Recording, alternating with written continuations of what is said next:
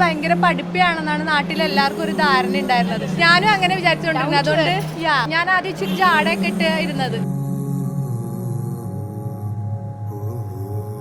എന്റെ വീടിന്റെ അടുത്ത് വന്നപ്പോഴാണ് ആക്ച്വലി അവള് ശരിക്കും എന്റെ വൈബിൽ പറ്റിയ ആളാണെന്ന് മനസ്സിലായത്. ഞങ്ങൾ കണ്ടുമുട്ടാൻ കുറച്ച് വൈകി പോയി. നേരത്തെ കണ്ടുമുട്ടിയിരുന്നെങ്കിൽ ഞങ്ങൾ കുറച്ചുകൂടി എക്സ്പ്ലോർ ചെയ്തേനെ. ഇന്നത്തെ ദിവസത്തിൽ നമുക്ക് നല്ല സന്തോഷമുണ്ട്. അവർക്ക് നല്ലൊരു ലൈഫ് കിട്ടുന്നതിൽ. Wish her a happy married life.